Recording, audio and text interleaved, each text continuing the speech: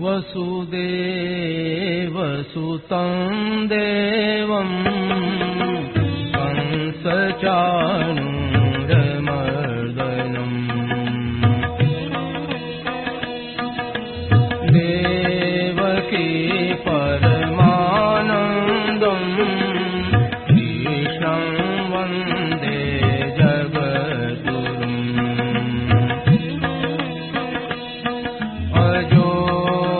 सन्नव्ययात्मा भूतानामीश्वरोऽपि सन्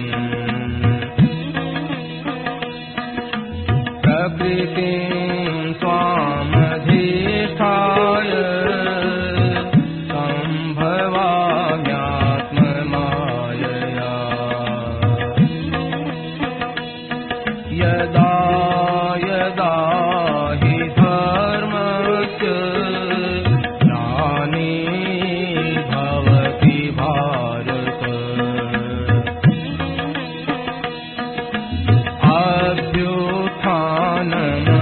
अभ्युत्थानमधर्मस्य तदात्मानं सृजाम्यहम्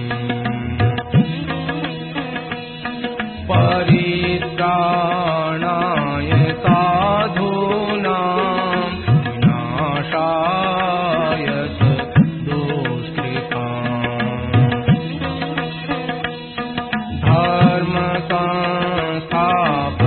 धर्मसंस्थापनार्थाय सम्भवामि युगे युगे जन्म कर्म च मे दिव्य एवं यो वेत्ति तत्त्वतः त्यक्त्वा देहं पुनर्जन्म नयति मामेति सोऽर्जुन वीतराग भय क्रोधा मन्मया मामुपाश्रिताः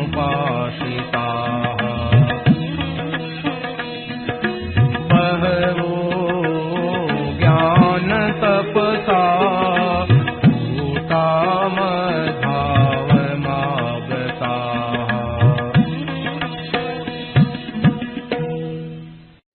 पराकृतमवद्बन्धं परं ब्रह्म निराकृति सौन्दर्यसारसर्वस्वं वन्दे नन्दात्मजं प्रपन्नपारिजाताय स्तोत्रवेत्रैकपाणये ज्ञानमुद्राय कृष्णाय गीतामृतदुहे नमः।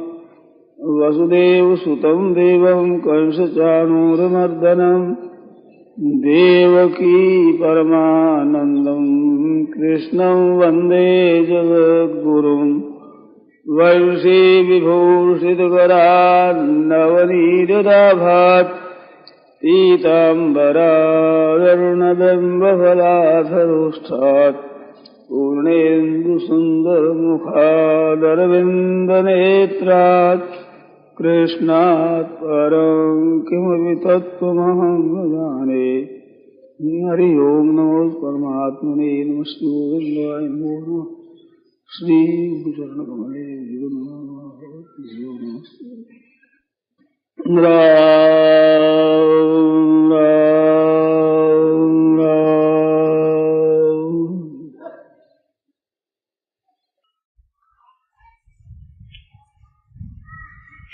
आज सुबह मेरे मन में बात आ गई कि अपने इतनी बातें सुनते हैं तो भाई लोग विशेष ख्याल करते हैं कि नहीं। इस वास्ते मैंने ये बात छेड़ी कि हमारा जो अभी संबंध है, ये हमारे माता पिता है, ये मेरे स्त्री पुत्र है, ये भाई भौजाई है, ये हमारे कुटुंबी है, ये हमारा शरीर है, फिर प्राण है, इंद्रियां है, मन है, बुद्धि है। ये जो हमारे कहलाने वाले धन संपत्ति आदि है, इनका संबंध हमारा वास्तविक है कि हमारे माना हुआ है, बनावटी है।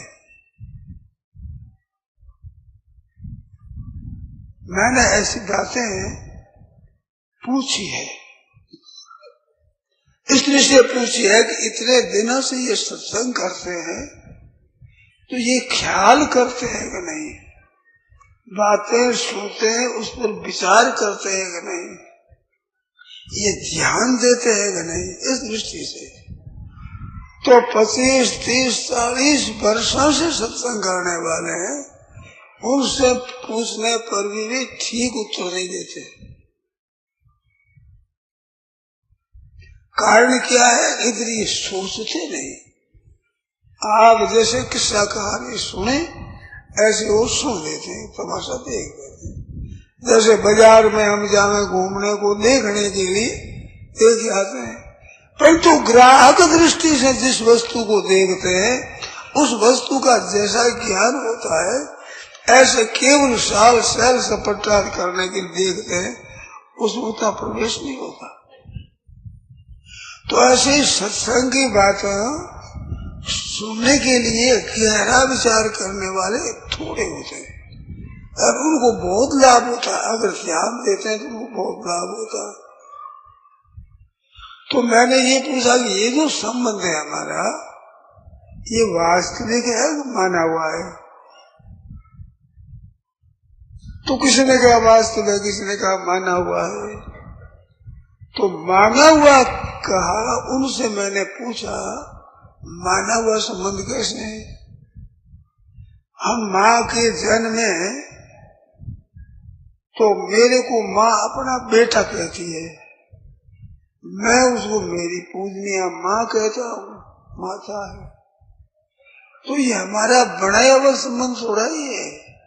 माँ से हम पैदा हुए हैं, माँ से जन्म लिया है, माँ ने हमारे को जन्म दिया है, तो हम माँ के, माँ हमारी है, ये तो स्वाभाविक है।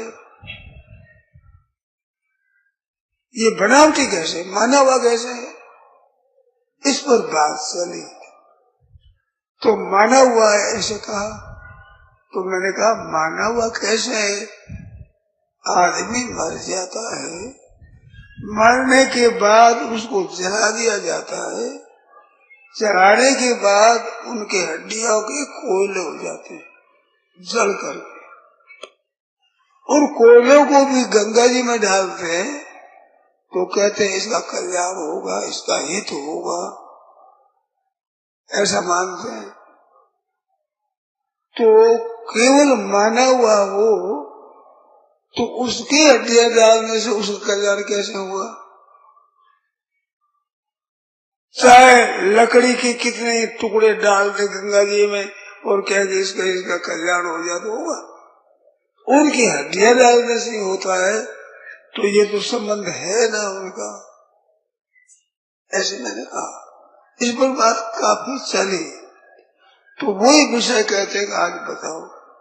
तो वो विषय मैं कहता हूँ, भाई बहन सब ध्यान दे करके सुने। हमारे शरीरों के साथ संबंध, कुटुंबियों के साथ, संपत्ति, घर धन के साथ संबंध है, ये वास्तविक है, माना हुआ है। तो वास्तव में ये संबंध नहीं है, माना हुआ है। परंतु एक मार्मिक बात बताता हूँ, जिस तरफ ख्याल विशेष मनुष्य का जाता नहीं है। एक तो मान्यता और एक ज्ञान, ये दो चीज ऐसी विलक्षण है कि ये एक पतन और कल्याण कर देंगे। मान्यता और ज्ञान, जिसमें ज्ञान तो हो जाए तो वो बदलेगा नहीं, और मान्यता जब तक वो नहीं छोड़ता तब तक छूटती नहीं।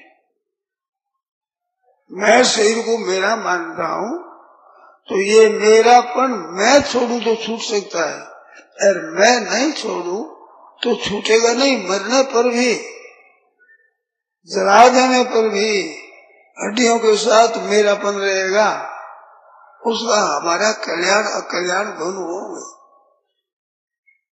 तो ऐसी बात है। तो विचित्र बात है। तो माना हुआ संबंध जब तक हम मानते रहेंगे तब तक वो है ज्यों का त्यों पक्का रहेगा, वो हटेगा नहीं। तो शरीर के साथ में हमारा संबंध माना हुआ है। अब एक बात बताओ आपको,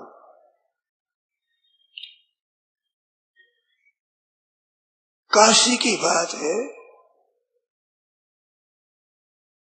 एक संत के सामने अंग्रेजी के ग्रेजुएट, बहुत बड़े पढ़े लिखे, उन्होंने कहा कि मेरा लड़का 13-14 वर्षों से इलाहाबाद रहता है, उसको विद्यालय है, यूनिवर्सिटी, उसमें वो पढ़ता है, ऐसा कहा। तो संत बोले कि देखो वकील साहब, इतना झूठ नहीं बोलना चाहिए, इतना असत्य नहीं बोलना चाहिए। कि नहीं महाराज, असत्य नहीं है, मेरा लड़का वहां पढ़ता है। कहते देखो आप प्रतिष्ठित आदमी, पढ़े लिखे हो, इतना साफ झूठ नहीं बोलना चाहिए। वो कहते झूठ नहीं महाराज, बिल्कुल मेरा लड़का पढ़ता है वहां। फिर बोले, महाराज ने कहा कि देखो ये जो शरीर है आपका हमारा, ये शरीर बदलता है कि नहीं? कि बदलता है। तो अंग्रेजी पढ़े लिखे थे, अंग्रेजी पुस्तकों में जो वर्णन आता है वही वर्णन उन्होंने पूछा कि कितना वर्षों में बदलता है, तो कर 7 वर्ष। ये बदलते बदलते 7 वर्ष के बाद ये पहले बार परमाणु ही नहीं रहता, एक परमाणु मात्र, परमाणु, इतना सूक्ष्म परमाणु भी वो नहीं रहता, बदल जाता है। परमाणु किसको कहते हैं? तो जैसे सुबह सूर्य उदय होता है तो हमारे यहाँ पर कपाट दिया हुआ है, उसमें कोई छेद रह जाता है, तो उसमें छेद में होकर उस सूरज की किरण आती है, अंधेरे मकान में किरण आती है। तो देखते ही डंडा बजो दिखती है, ऐसे डंडा बजो किरण दिखती है। वो डंडे में जो दिखती है उसमें देखो तो बारीक बारीक कण ही कण दिखते हैं। वो बारीक कणों ही कणों से मिला हुआ डंडा बना हुआ है वो, तो उसमें जो सूक्ष्म रस दिखता है बस बहुत बारीक कण, उसका 60वां भाग उसको परमाणु कहते हैं। जालांतर गते भानो यत् सूक्ष्म दृश्यते रजा तस्य 6तमो भाग परमाणु ऋत्युच्यते। वो 60वां भाग परमाणु कहलाता है। तो 7 वर्षों के बाद उसके परमाणु भी वो नहीं रहते, सब सही बदल जाता है, सबका सब बदल जाता है। तो आप कहते हैं मेरा बेटा, तो आपका बेटा कितनी बार बदल गया? अगर 14 वर्ष हुआ है तो 2 बार बदल गया हुआ। पहला बार सही तो बदल गया और दूसरा सही भी बदल गया। फिर अपना बेटा वहां पढ़ता है, कैसे कहते हो, वो तो बदल गया। तो ये शरीर जितने हैं सबके सब ऐसे बदलने वाले हैं। ये तो अंग्रेजी पुस्तकों की बात है। हमारा शास्त्र कहता है क्षण परिणामी रो बाबा रीते स्थिति शक्ति है, प्रति क्षण बदलता है। ये बात मैंने पहले कही है, फिर कहता हूँ, आप लोगों से प्रार्थना करता हूँ कि आप सुनने के लिए आए हैं तो इस बात पर ध्यान दें।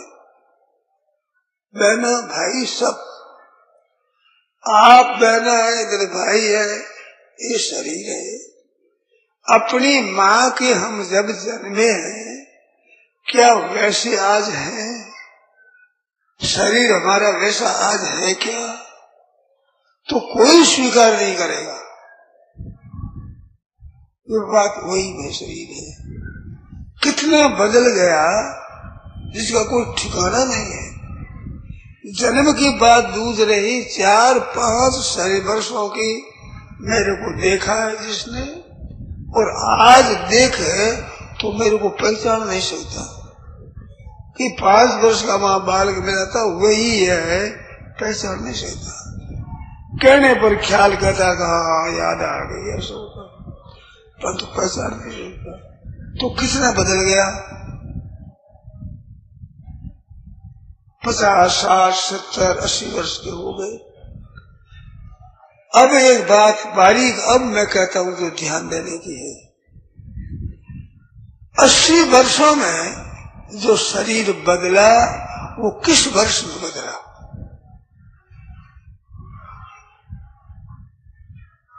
तो आप ख्याल करेंगे तो आपके समझ में आएगी ये बात कि प्रत्येक वर्ष में बदला है। ऐसा नहीं कि पहले वर्ष में नहीं बदला, दूसरा वर्ष लगते ही बदल गया, तीसरा वर्ष लगते ही बदल गया। तो 80 वर्ष का है तो 80 वर्षों में बदला है, एक वर्ष में नहीं बदला है। ये आती है ना समझ में? प्रत्येक वर्ष में बदला है। अब प्रत्येक वर्ष में बदला है तो प्रत्येक वर्ष में बदलने वाला प्रत्येक माह में, प्रत्येक महीने में बदला। ऐसा नहीं 11 महीना में न बदल के 12वें महीने में बदल गया हो, ऐसा नहीं बदलता। प्रत्येक महीने में बदलता है। और सज्जनों बहनों आप लोग भी सुनो कि प्रत्येक महीने में बदलता है, वो प्रत्येक दिन में बदलता है। ऐसे नहीं 29 दिन में वैसे ही रहा और 30वें दिन बदल गया, ऐसा नहीं होता। प्रत्येक दिन में बदलता है, ये मानना ही पड़ेगा, नहीं तो बदल जाए कैसे? और इतना बदल गया जो पहचानने में नहीं आता। तो प्रत्येक महीने में बदलता है। अब ध्यान देना, और भी महीने में बदलता है, वो किस घंटा में बदलता है? तो ये युक्ति से बात माननी पड़ती है, प्रत्येक घंटा में बदलता है। अब प्रत्येक घंटा में बदलने वाले के लिए हम कहें कि 59 मिनट में नहीं बदला और 60 मिनट में बदल गया, ऐसा नहीं होता। प्रत्येक मिनट में बदलता है। अब प्रत्येक मिनट में बदलता है, उसको पूछा जाए कि 1 मिनट में 60 सेकंड होता है, तो 60 सेकंड में कौन से सेकंड में बदला है? तो भैया ठीक बारीक से आप विचार करोगे तो प्रत्येक सेकंड में बदला है। तभी तो 80 वर्ष में इतना बदल गया, एक साथ तो बदला नहीं। तो प्रत्येक सेकंड में बदलता है, वो कितना तेजी से बदलता है। इसमें एक बात बता मैं, विशेष ध्यान देने की, वो बात हर एक जगह मिलती नहीं है, कहने में, सुनने में, पढ़ने में बहुत कमती मिलती है। शास्त्रिक दार्शनिक विषय है। आप इस चीज को 2 बार नहीं देख सकते। एक बार देखा, आंख खोल के नीचे पीछा देखा तो वो बदल गया है, वो नहीं रहा है। किसी वस्तु को भी आप 2 बार नहीं देख सकते। एक बार देख लिया, दोबारा देखे तो बदल दिया। तो संसार बदलता ही बदलता जाता है। केवल बदलने के सिवाय संसार में कोई तत्व नहीं है। केवल परिवर्तनशील है, बदलने वाला संसार प्रत्येक क्षण में बदलता है। उस बदलने की तरफ ध्यान न जाने से पदार्थों में, व्यक्तियों में, रुपयों में हमारा आकर्षण होता है और उनसे हम सुख भोगते हैं। तो सुख भोगते समय आदमी की इतनी बेहोशी होती है, इतना अज्ञान आता है कि जिसको पता ही नहीं रहता। अगर प्रति क्षण बदलता है ऐसा भाव रहने पर उस चीज से सुख भोग नहीं सकते।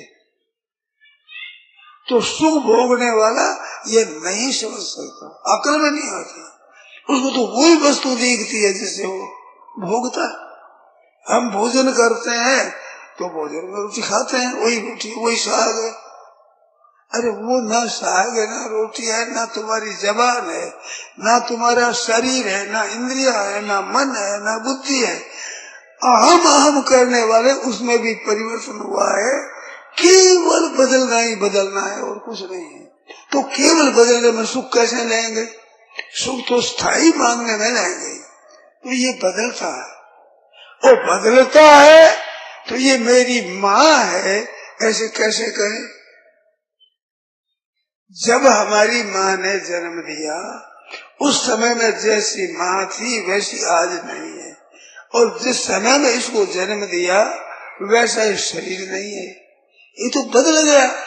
भावना करते रहते हैं इस माँ का मैं बेटा, सब बदलता। तो वो वही शरीर है, वही मेरी माँ, ये मान्यता है, केवल मानी हुई है, ये है नहीं, संबंध है नहीं। इस बात की तरफ लक्ष्य कराने की दृष्टि से मैंने प्रश्न किया था कि आप कितनी गहरी दृष्टि से सुनते हैं। मैं एक दिन और पहले कह चुका हूं कि प्रतिक्षण बदलता है संसार। आप सुन लेते हैं, ख्याल नहीं करते। ख्याल करते चट कहते भाई ये तो संसार बदलता है, माना हुआ संबंध है।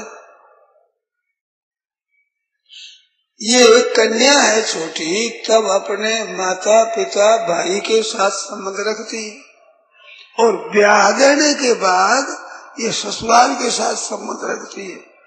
वो माँ बाप का भाई भुजाई का संबंध भूल जाती है। ये मैंने 2-3 बार कहा। बूढ़ी माजी हो गई, दादी परदादी हो गई, और छोरे को ब्याह, वो लड़की उद्दंड आ गई तो कहती घर खोयो पराई जाई। पराई जाई छोकरी ने आकर मेरा घर बिगाड़ दिया। उस दादी बूढ़ी दादी से बोले कि ये छोकरी तो पराई जाई है, आप यही जन्मी हो क्या? आप भी तो पराई जाई आई हो, कर यही जन्म लिया। परंतु ये बात याद ही नहीं रहती कि ये पराई जाई, आप भी तो पराई जाई हो। परंतु वो मनुष्य मैं कैसे पराई जाई? मेरे बेटा है, पोता है, परपोता है, इतना कुटुम्ब है, किसी की चाची, किसी की ताई, किसी की माँ, किसी की दादी, किसी परदादी, ऐसी मैं तो हूँ यहाँ की, ऐसा मालूम होता है। परंतु विचार कर देखा जाए तो ये यहाँ की नहीं है, परंतु मानते मानते मानते यहाँ की ही मान लिया। ये प्रत्यक्ष अनुभव है। सब बहना भाई सब जानते हैं आप कि ये उस घर की जन्मी हुई नहीं है, परंतु मानते मेरा घर है, मैं माँ हूँ, मैं दादी हूँ, मैं परदादी हूँ, ये कुटुंब मेरा है, ये बच्चे मेरे हैं। और आपके साथ था नहीं बालक, आपके साथ बच्चा ही नहीं था, ये छोटा भी यहाँ जन्मे है, यहाँ बड़े हुए हैं, परंतु इतना संबंध हो गया कि मैं यहाँ की हूँ। तो मान्यता है, वो अपनी मान्यता है, मानी हुई कि मैं यहाँ को हूँ, ये कुटुंब मेरा है, वास्तव में नहीं है।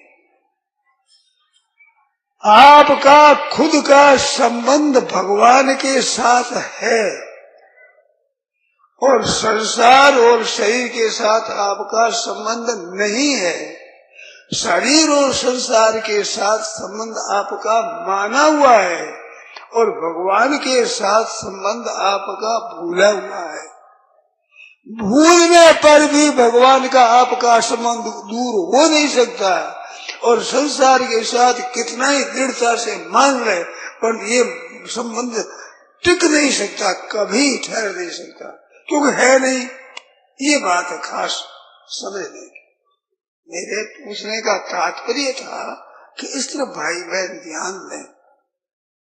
अब इस बात को सुन करके आप स्वीकार कर सकते हो, बरोबर बात समझ में जल्दी नहीं आएगी, परंतु गहरा उतरो समझ में आ जाएगी बिल्कुल।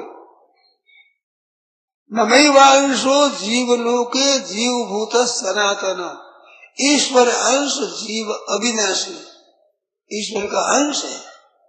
तो ईश्वर का हमारा घनिष्ठ संबंध है, जैसे शरीर का माँ का संबंध है, इससे विलक्षण, क्योंकि माँ का शरीर हमारा शरीर दोनों बदलता है, और ईश्वर और आप बदलते नहीं हो, आप भी वही हो और ईश्वर भी वही है।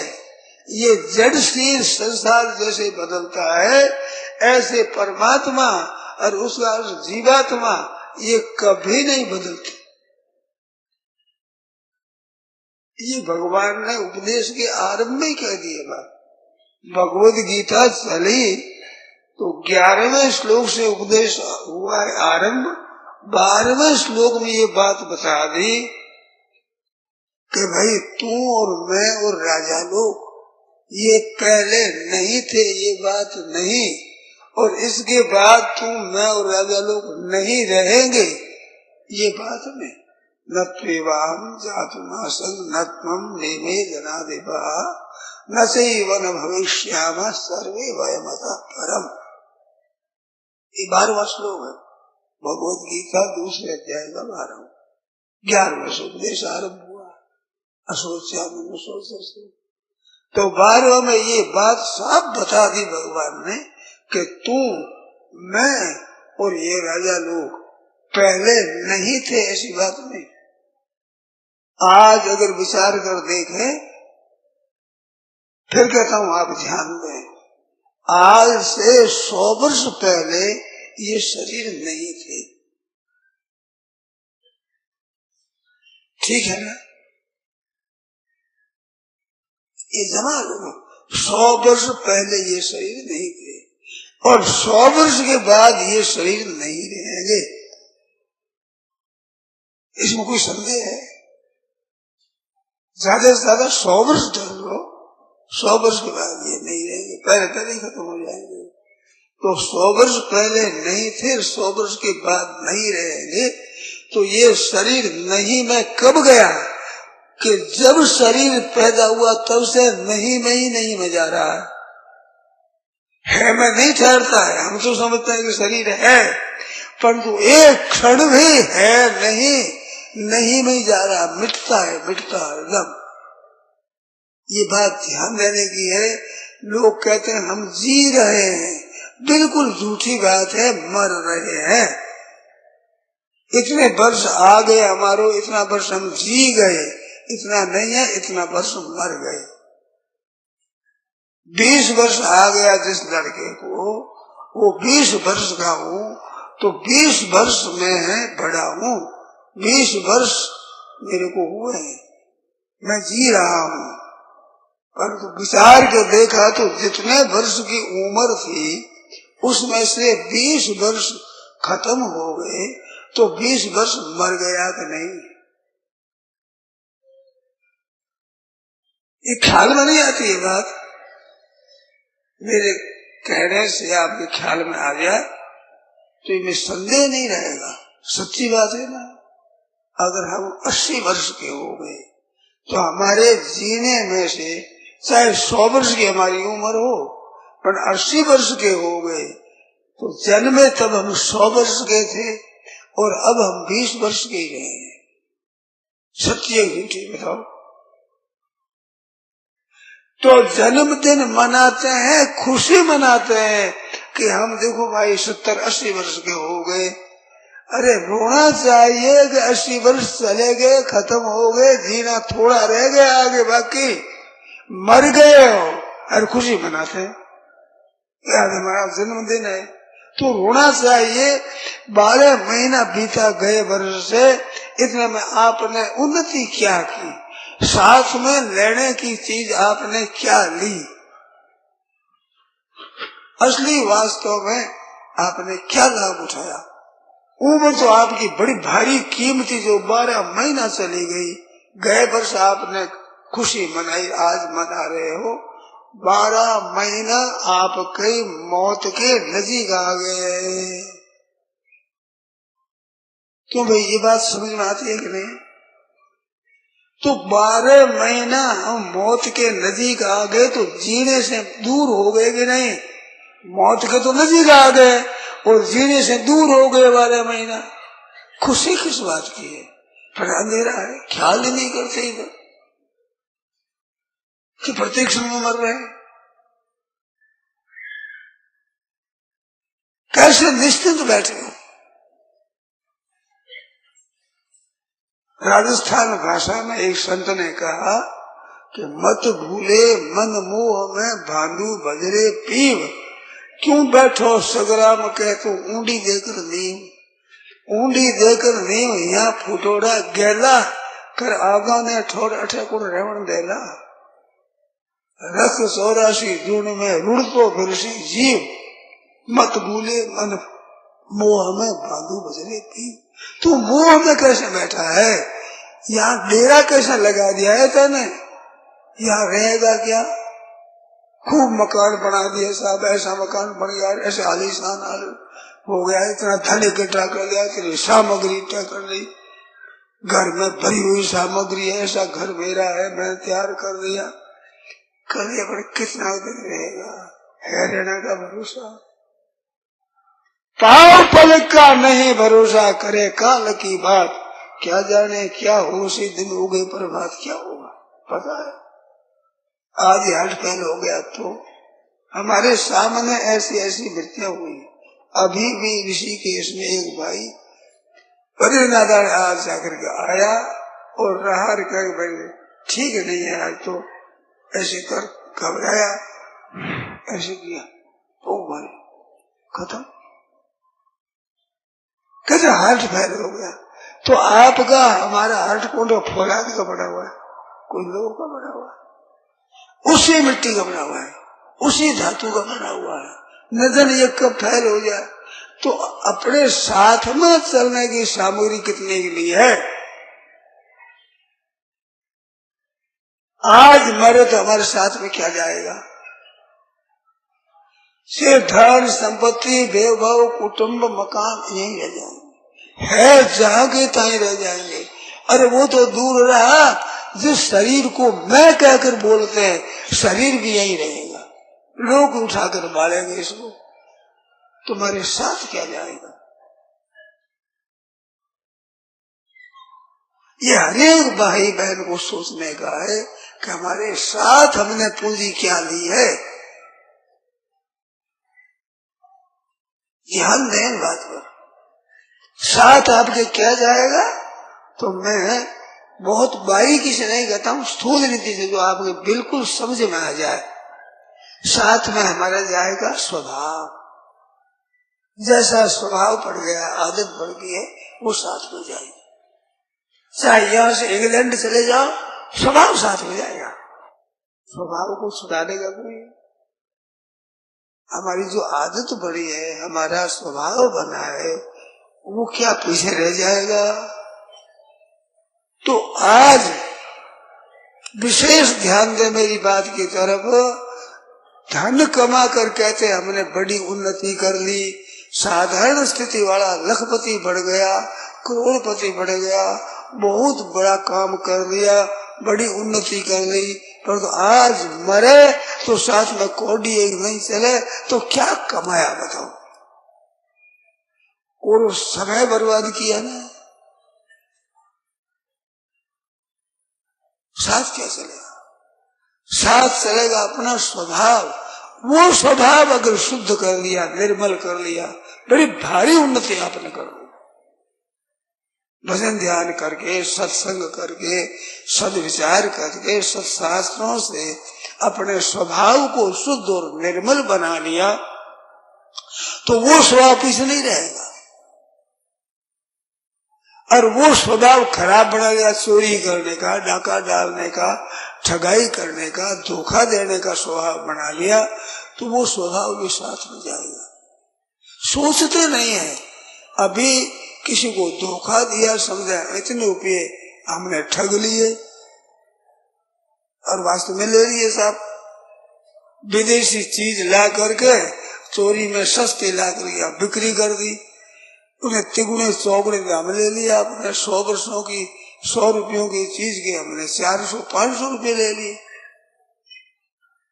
तो समझा कि हमने बहुत बड़ा काम कर लिया।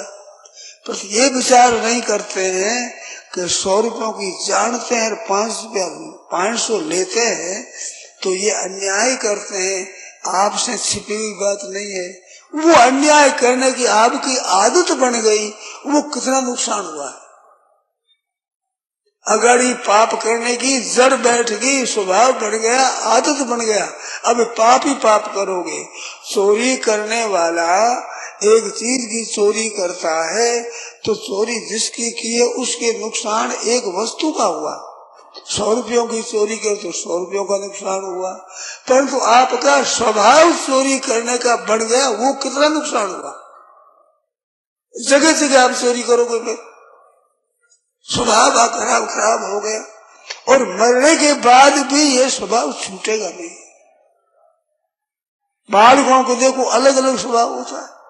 एक माँ बाप से पैदा होने वाले बालक, एक जगह रहने वाले, साथ खाने पीने वाले, साथ पढ़ने वाले, उनके स्वभाव 2 तरह के होते हैं कि नहीं?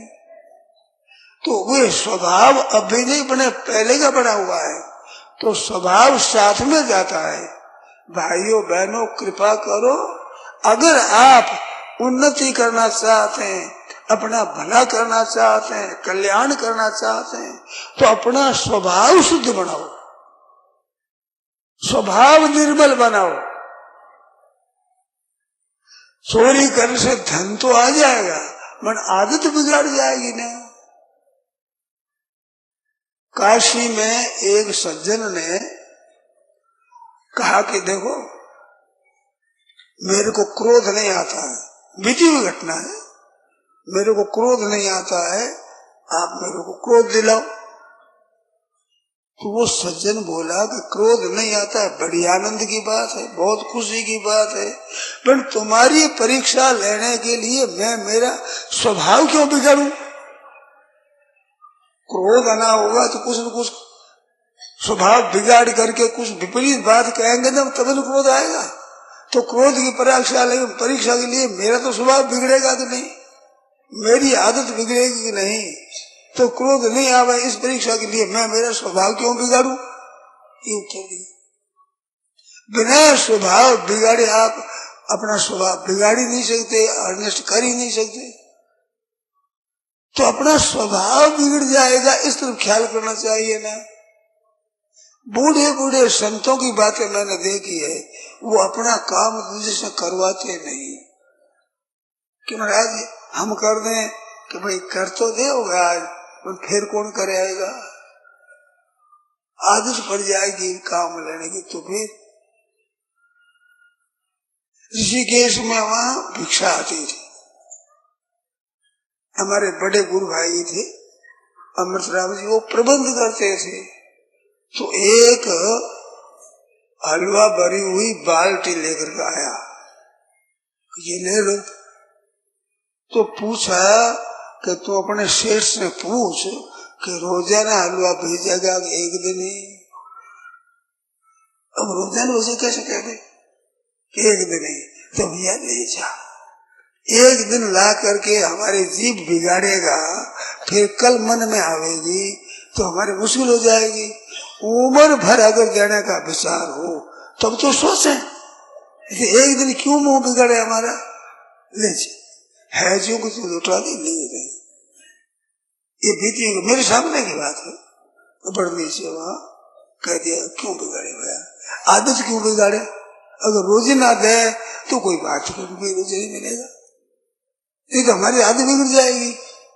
रोजी ना मिलेगा नहीं तो एक दिन खाकर आदत क्यों बिगाड़े? तो संत लोग इस बातों का ख्याल करते हैं कि ये चीज होने लग जाएगी तो आदत बिगड़ जाएगी।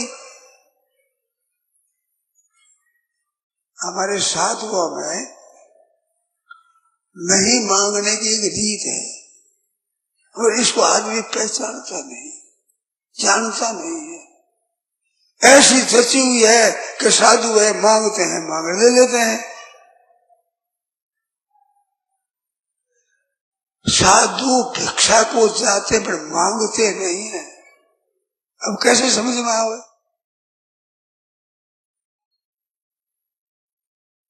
जिनके मांगने का स्वभाव नहीं है वे मांगते नहीं है। मिल जाए यदि सारा अब संतुष्ट हो, बन बात ही तो सारा जो मिल जाए उसको संतोष करते हैं, जैसे मिल जाए। साधुओं की पंक्ति हुई भोजन करने के लिए और खीर परोसी गई और खीर में चीनी देने लगे, पिसा हुआ नमक पड़ा था वो उठा लिया और उतना देने लग गए। इतना नमक पड़ा दे दिया। साधु भोजन करते रहे, भोजन करके खा के पी गए। किसी ने नहीं कहा कि नमक ज्यादा है, नमक है। पीछे पता लगा तो उनसे हाथ जोड़ा, क्षमा मांगी कि मेरा नमक है। पर साधु का धर्म नहीं है कि नमक है कह दे तुम्हारा नमक दो, अथवा नमक लाओ तुम हमारे दो, अमुक चीज हमारे को दो और ये मत दो, दे दे वो खा लेंगे। कलकत्ते में मैं रहता, मेरे साथ चक्रधर जी महाराज रहे, जो वो राधे बाबा बार बगीचा में रहते। हम लोग भिक्षा को जाते थे तो कोई ले गया भिक्षा को लिए, उसने परोस दिया। तो एक दिन भिक्षा करके आए, जल बहुत ज्यादा पी। आज क्या बात है कि महाराज बड़ी मुश्किल होती है। उस सेठ ने एक नींबू, नमकीन नींबू पचाया हुआ रख दिया और मेरे को ये नमकीन और खट्टा अच्छा नहीं लगता, तो मैंने 2-4 गिलास में ले खटो दिया, खत्म करो अब दूसरा खाएंगे। उस दूसरा और धर दिया कि भाई बाबा जी को शौक है। मैंने एक भी बड़ा मुश्किल से खत्म किया, अब लाकर धर दिया। जब तक मेरे भूख रहती है तब तक मैं ना कहता नहीं, भूख नहीं होता ना कह रहे। अब कुछ कोई चीज नहीं लेनी है और भूख लगी है तब ला कर दे तो खाना है ही, तो वही नींबू खा गया मैं, तो हमें जोर से प्यास लग रही है। ये गोविंद भवन की बात है। तो संत होते वो मांगते नहीं, दे लिया खा दिया, दे दिया खा लिया, इधर से लाभ संतोष। जो मिल गया वो पेट भर गया। जब तक पेट नहीं भरे तब तक हम ना कैसे कहें। अखाद्य वस्तु हो, न खाने लायक हो तो कहते भाई ये हम नहीं लेंगे, ये निषिद्ध वस्तु है नहीं लेंगे। निषिद्ध वस्तु नहीं है, पाप जनक नहीं है, अधर्म की नहीं है, और भूख है तो ना कैसे कहे। भूख है हमारे तो नमकीन चीज सुहाती नहीं, भाती नहीं। जबरदस्ती खाकर गिट कर लो, रोटी खाएंगे ऐसे बेचारे खा गए वो, उसने दूसरा नमक और धर दिया। अब मुश्किल हो गई। और ना कैसे गए, पेट भरा नहीं है अभी, जब तक भूख है तब लाएंगे। अब इस बात को कौन समझ सकता है? नहीं समझ सकते। साधु होता है, त्यागी होता है, वो कैसा होता है इस बात को दुनिया समझ नहीं सकती। संतों की गत रामदास जग से लखिए न जाए, बाहर तो संसार सा भीतर उल्टा था। बाहर तो संसार के जैसा दिखे परंतु भीतर से उल्टे होते हैं। असली त्यागी होते हैं, उनका ऐसा तमाशा नहीं है। वे संसार में विचित्र पुरुष होते हैं। त्याग किया वो तमाशा नहीं है, खेल नहीं है। तो क्योंकि आदत बिगड़ जाए।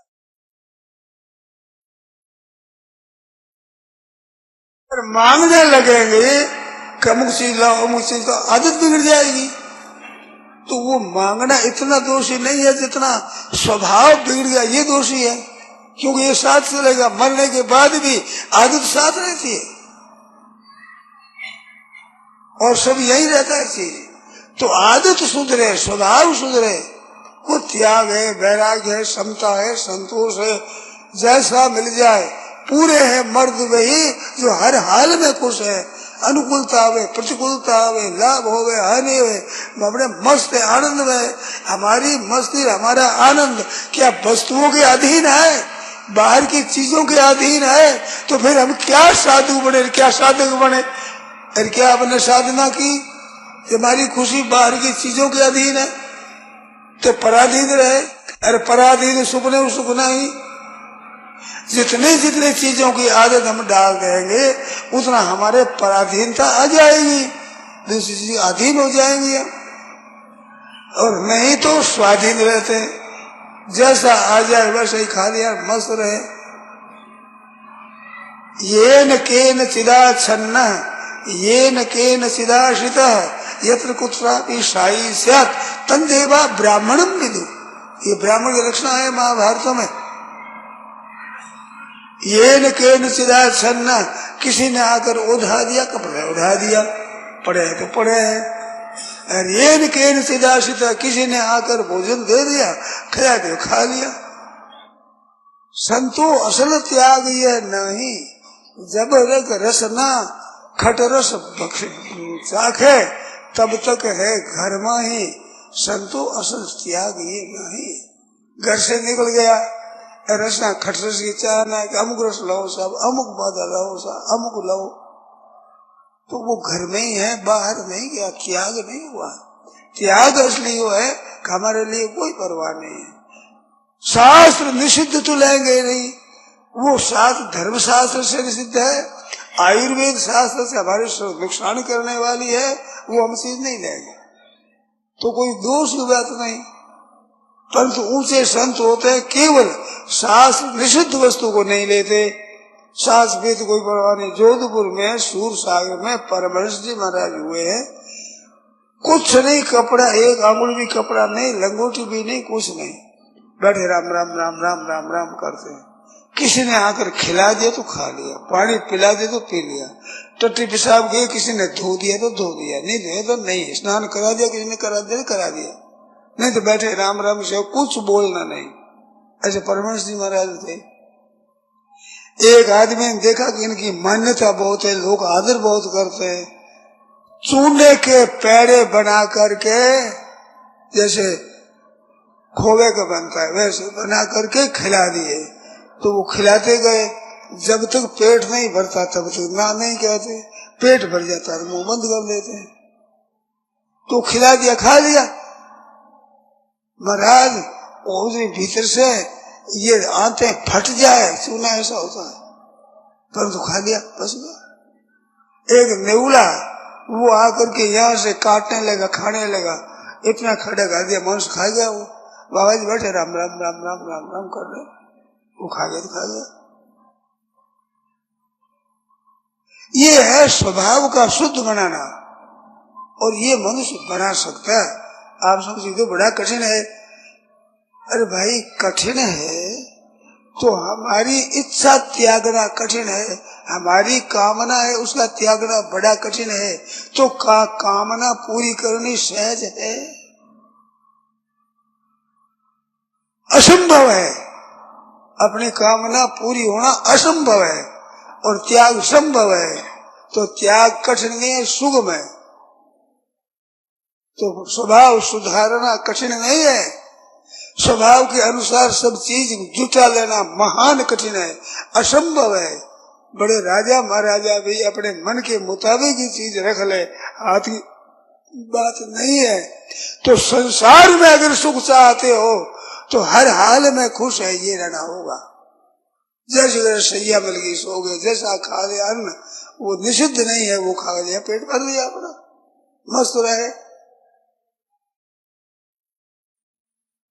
इस चीज के सिखाने के लिए मैंने सुबह प्रश्न किया था, हमारा संसार का संबंध माना हुआ है कि वास्तव में है? तो वास्तव में संबंध नहीं है। वास्तव में संबंध हमारा भगवान के साथ है, वो मिट नहीं सकता। हम तो क्या मिटा दें, भगवान चाहे तो नहीं मिटा सकते। हमारा संबंध वास्तव में है और संसार का संबंध कोई भी रख नहीं सकता। किसी के हाथ की बात नहीं कि संसार के साथ संबंध रख दे, है ही नहीं, केवल माना हुआ है।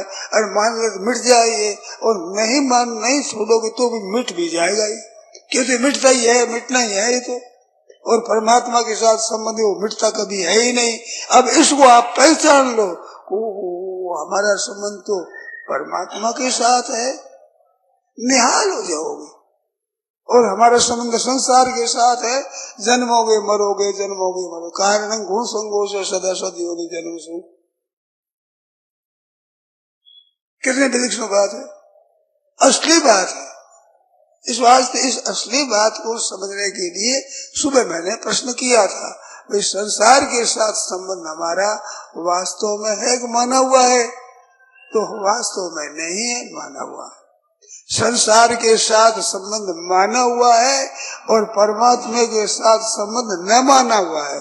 उनका संबंध न मानने से नहीं दिखता और संसार का संबंध मानने से प्रतीत होता है। तो संसार के साथ हम रहते हैं, परमात्मा के साथ हमारा वियोग है, दूरी है, केवल हमारी मान्यता से है। क्षण क्षण में भगवान हमारे साथ रहते हैं, किसी समय भी अलग होते नहीं, कहीं अलग होते नहीं, कहीं दूसरे होते नहीं। सब जगह है तो यहाँ है कि नहीं, सब समय में है तो अभी है कि नहीं, सब में है तो हमारे में है कि नहीं। ऐसे नजीक परमात्मा से हमारा वियोग हो नहीं सकता। उनके साथ वियोग केवल माना हुआ है और संसार के साथ संबंध हमारा रह नहीं सकता, हो नहीं सकता, केवल माना हुआ संबंध है। यह है वास्तविकता। परंतु परमात्मा तो दूर दिखते हैं, संसार नजीक दिखता है, शरीर नजीक दिखता है हमारे, केवल मानने से। जल में बसे कुंभोदनी, चंदा बसे आकाश, जो जाऊ के मन बसे सुसाऊ के पास।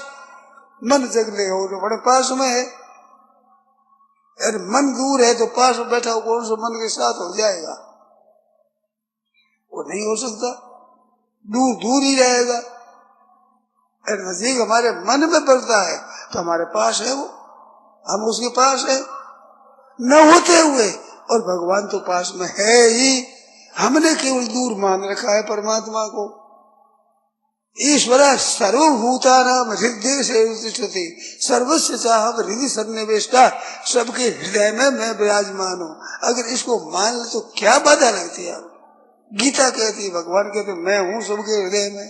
तो ये बात वास्तविक में परमात्मा हमारे साथ है और शरीर हमारे एक क्षण भी साथ में नहीं है, प्रत्येक क्षण हमारे से अलग हो रहा है। एक दिन के आज मर गया ना, मरना शुरू हुआ जिस दिन जन्मा उस दिन मरना शुरू हुआ है। वो मरते मरते मरते आज पूरा मर गया है।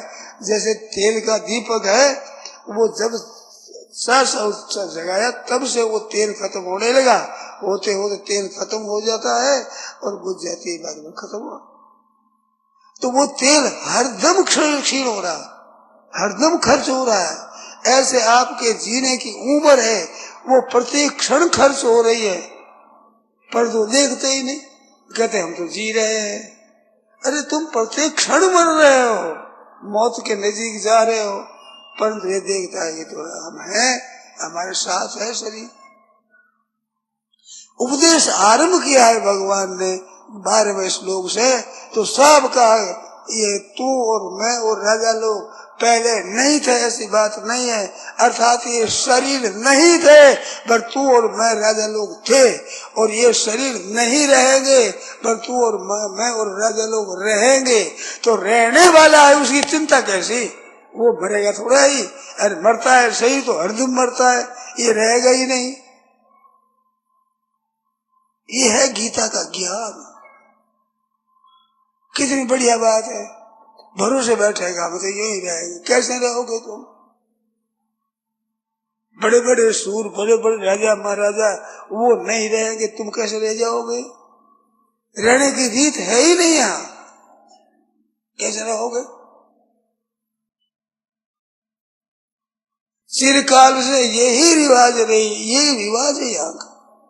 कोई टिकता नहीं, कोई ठहरता नहीं, कभी नहीं ठहरता, निश्चिंत होकर बैठे हैं। मालूम होता है कि मरने वालों का मोहल्ला उधर है, उधर उधर के आदमी मरते हैं। ऐसा नहीं है भाई, तुम्हारी भी बारी आ रही है, तेरी बारी रह नेड़ी आवे नित, तेरे जाने की बारी नजदीक आ रही है, नित्य प्रति नजदीक आ रही है, हरदम नजदीक आ रही है।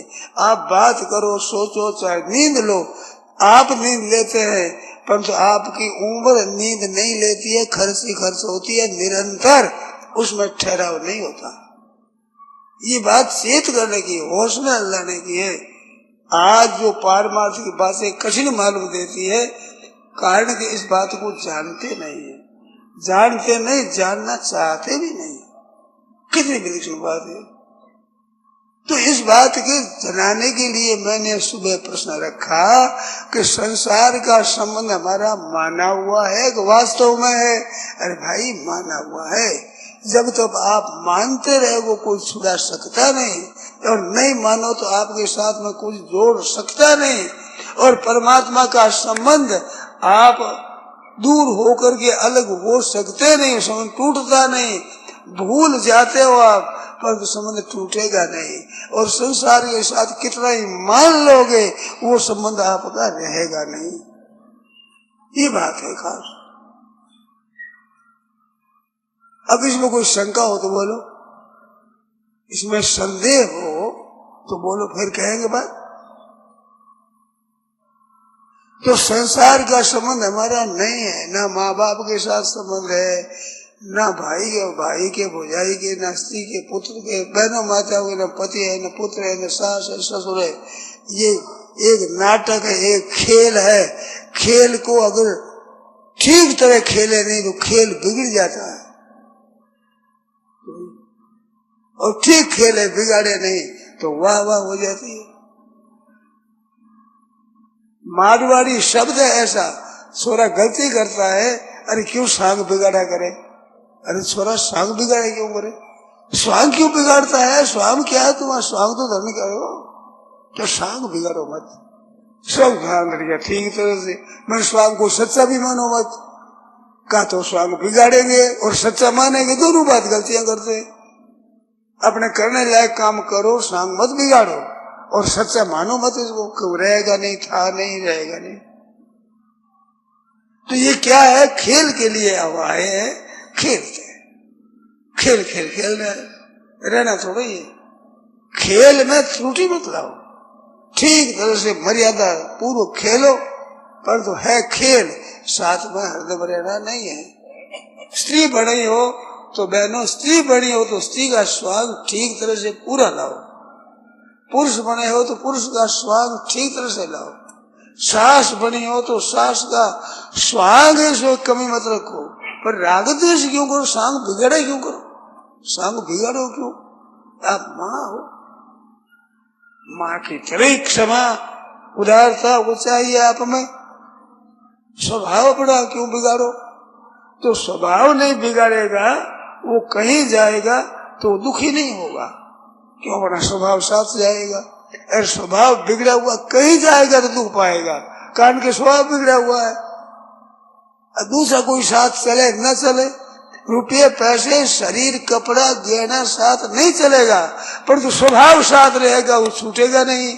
तो स्वभाव को शुद्ध बनाना है, ये मनुष्य का खास कर्तव्य है। स्वभाव शुद्ध बनाना, निर्मल बनाना है। इसके सिवाय और क्या आप ले सकते हो संसार से।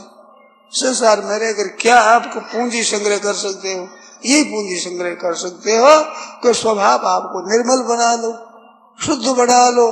फिर कहीं भी जाओ, कहीं भी जाओ आप खटकोगे नहीं, बुरे नहीं लगोगे। और स्वभाव बिगड़ा हुआ किसी को अच्छा लगता नहीं। कागा किसका धन हरे और कोयल किसको देख, एक जीव के कारण जग अपना कर ले। कौआ बोलते उड़ो उड़ो, कौआ काय काय करता है, और कोयल कुहू कुहू करे सुन से, कोयल बोलो फर्क क्या है, काला काला वही काले वही, एक ही काले एक समान, पर तो वाणी में फर्क है ना। ऐसे रामायण में आया है, कहा कहो ये बिक बकहु मराला। ये सत्संग रूपी प्रयाग है, इसमें मर्जन फल फेक ये तत्काला, कहा कहो ये पिक बकहु मराला। सज्जन सत्संग करने से तत्काल फल होता है, ये रंग नहीं बदलता है। काक वो पिक और बक वो बगला हंस हो जाता है। तो क्या बन रहा है? कौआ जो कां कां बोलता है वो कोयल की तरह बोलने लगता है। और विवेक कैसा होता है? हंस जैसे दूध पी लेता है, पानी छोड़ देता है।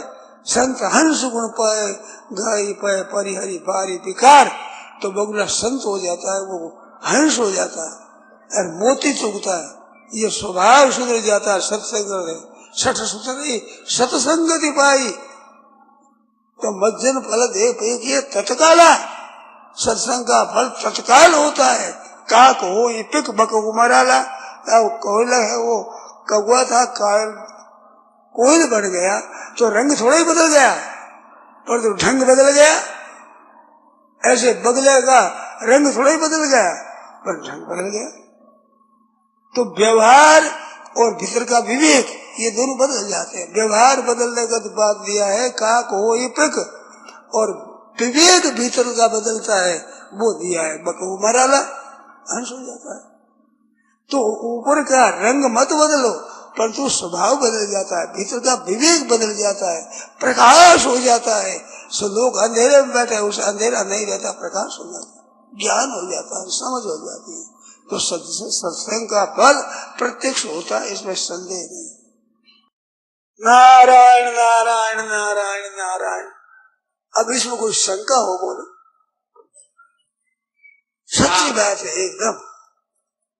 तो स्वभाव को शुद्ध बनाना हमारा काम है, खास काम है। और ये अभी बन सकता है, पशुओं में नहीं बन सकता। पशु है, पक्षी है, इनमें स्वभाव बदलना चाहो आप जल्दी नहीं बदलेगा, उनका भी बदलता है, परंतु इतना विवेक पूर्वक भीतर से बदल जाए ऐसा नहीं है। ऊपर से आदत बदल जाएगी।